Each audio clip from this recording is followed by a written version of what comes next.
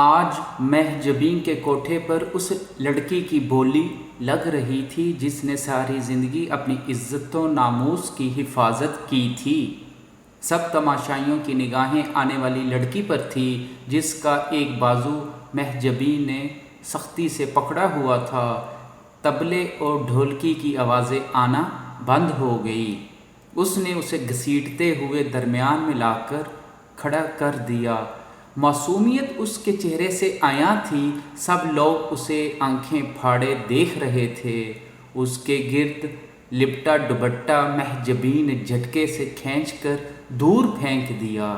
اس نے بے بس نظروں سے اس جلاد صفت عورت کو دیکھا۔ خدا کے لیے ایسا مت کرو، میں ایسی لڑکی نہیں ہوں۔ آنسو زمین پر گر رہے تھے، مگر محجبین نے اپنی انگلیاں اس کے بازو میں پیوست کر دی۔ شروع کریں بولی۔ اس کی مکروہ آواز گونجی۔ 2 لاکھ۔ ایک خریدار کی آواز آئی۔ 5 لاکھ۔ 7 لاکھ۔ لوگ بڑھ چڑھ کر اس کی قیمت لگا رہے تھے۔ اس کے وجود پر لرزہ طاری ہو گیا۔ اس نے سختی سے اپنی آنکھیں مینچ لی۔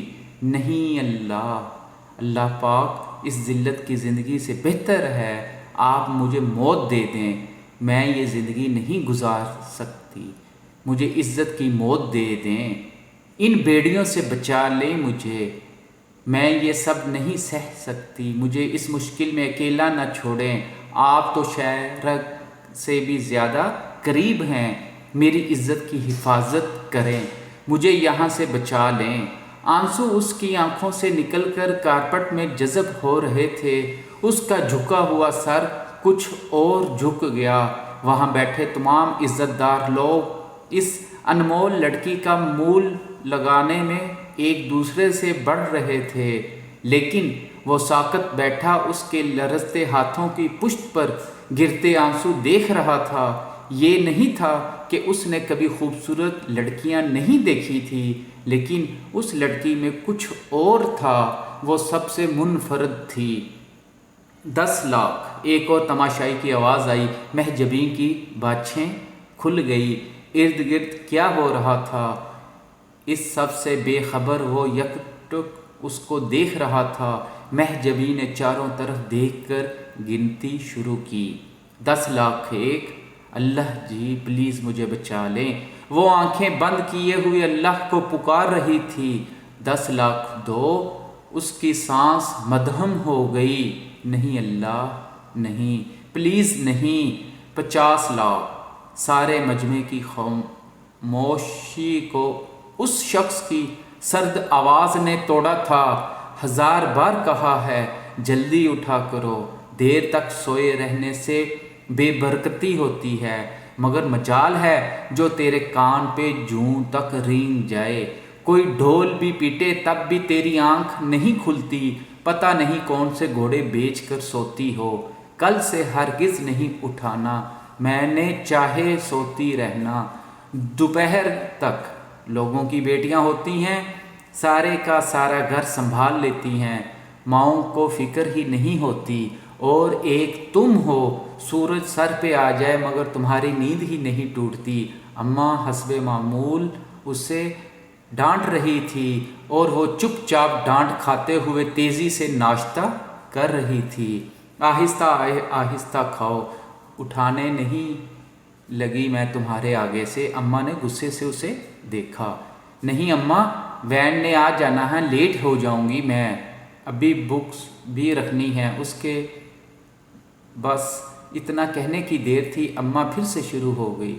ہاں تو کس نے کہا ہے آدھی دوپہر تک سوتی رہا کر، کتنی بار کہا ہے رات کو ہر چیز تیار کر کے رکھا کرو، پھر تجھے اثر ہو تب نا، تو کہتی ہوگی ماں کا کیا ہے، بولتی ہے تو بولتی رہے، ایک تو نکمی کم تھی کہ 2 اور میرے گھر میں آ گئی ہیں۔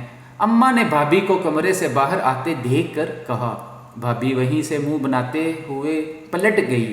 بس کر دینا اماں، پکا آئندہ جلدی اٹھوں گی، اس نے اماں کے گلے میں بازو حائل کرتے ہوئے پیار سے کہا۔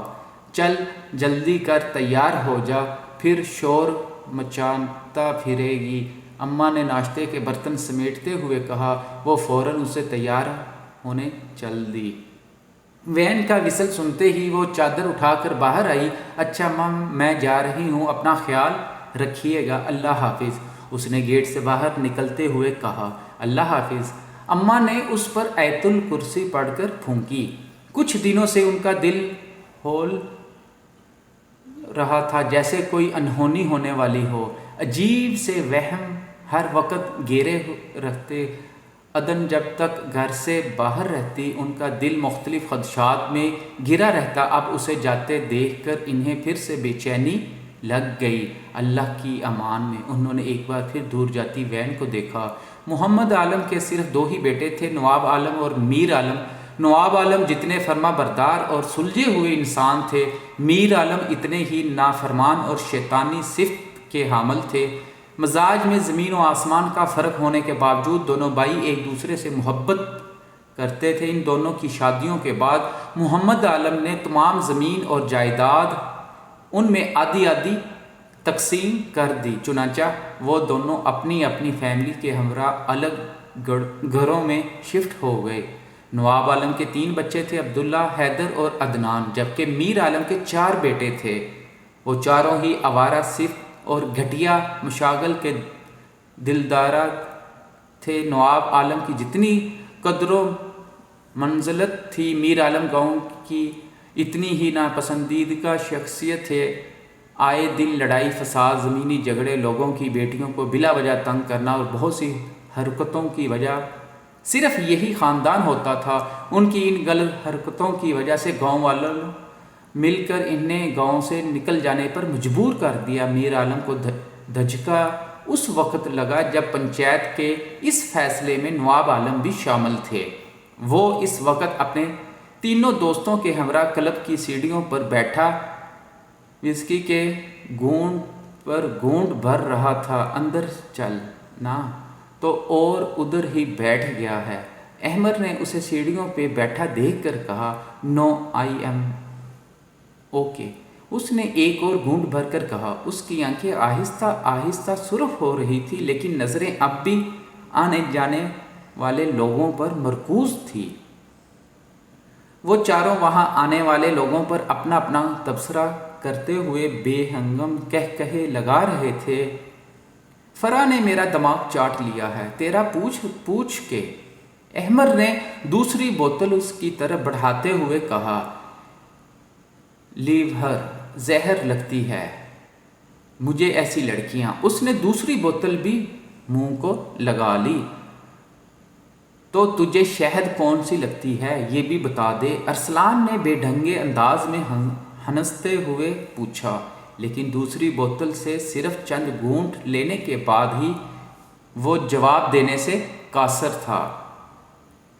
یہ شہر کی ایلیٹ کلاس کے بگڑے ہوئے نوابزادے تھے، ان تمام خوبیوں سے لبریز جو اپر کلاس کے اس ٹائپ کے کسی بھی لڑکے میں ہو سکتی ہیں۔ اس وقت وہ نشے میں دھت، ارد گرد سے غافل، کلب کی سیڑھیوں پر گرے پڑے تھے۔ Good morning every one, sorry میں آج لیٹ ہو گیا، دائم نے ڈائننگ ٹیبل کی چیئر گھسیٹتے ہوئے کہا۔ انس اٹس اوکے، اٹس اوکے بیٹا، ہم عادی ہیں۔ طلال احمد کی بات پر وہ بتیسی نکال کر ناشتے کی طرف متوجہ ہو گیا۔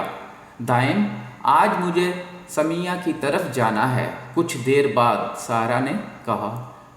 تو چلی جائیں ممی، اس میں پوچھنے والی کون سی بات ہے، اس نے لاپرواہی سے کہا۔ پوچھ نہیں رہی، میں بتا رہی ہوں کہ تم بھی میرے ساتھ چلو گے۔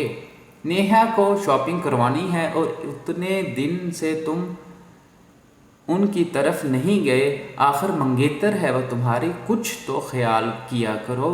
اوہ پلیز موم، یو نو مجھے ان فضول کاموں میں کوئی دلچسپی نہیں ہے۔ منگنی کا مطلب یہ تو نہیں کہ میں اس کے پلو سے ہی لگ کے بیٹھ جاؤں، میری اپنی بھی مصروفیات ہیں۔ یہ کام آپ ہی کو مبارک ہو، اس نے بدتمیزی سے جواب دیا۔ جانتی ہوں میں اچھے سے تمہاری مصروفیات کو۔ انہوں نے دانت پیسے۔ ویری گڈ، یہ تو بہت اچھی بات ہے، اس نے اب بھی پہلے والے انداز میں کہا۔ جسٹ شٹ اپ، تمیز سے بات کیا کرو میرے ساتھ۔ سارا کا دماغ کھول گیا۔ کول ڈاؤن پلیز، کیا ہو گیا ہے آپ دونوں کو؟ طلال احمد جو ناشتہ کرتے ہوئے ماں بیٹے کی تکرار سن رہے تھے، ایک دم درمیان میں بولے، مجھے تو کچھ نہیں ہوا، آپ کے بیٹے کا ہی دماغ ساتویں آسمان پر ہے، اسی سے پوچھیں کیا ہوا ہے؟ اسے سارا نے غصے سے کہا۔ ممی آپ سکون سے بیٹھے، میں اٹھ کر ہی چلا جاتا ہوں۔ وہ چائے کا کپ ٹیبل پر پٹک کر باہر نکل گیا۔ کیا کرتی ہیں آپ؟ بچہ نہیں ہے اب، وہ بڑا ہو چکا ہے، آہستہ آہستہ سیکھ جائے گا سب کچھ، ہر وقت اس کے پیچھے مت پڑی رہا کریں۔ طلال نے تحمل سے انہیں سمجھایا۔ تبھی باہر سے گاڑی سٹارٹ ہونے کی آواز آئی۔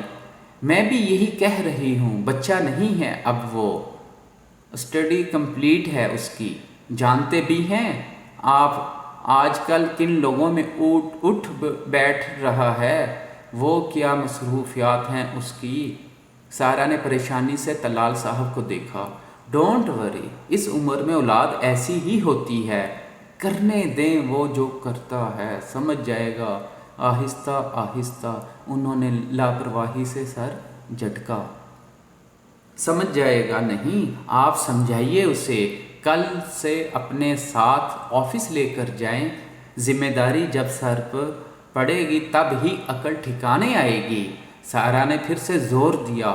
اوکے اوکے، جسٹ ریلیکس، بات کروں گا میں اس سے، انہوں نے آرام سے کہا۔ ان کی بات سن کر سارا بھی خاموشی سے جوس پینے لگی۔ شانزا آج وہ گاڑی پھر ہمارا پیچھا کر رہی تھی۔ عدنان نے تشویش سے شانزا کو دیکھا۔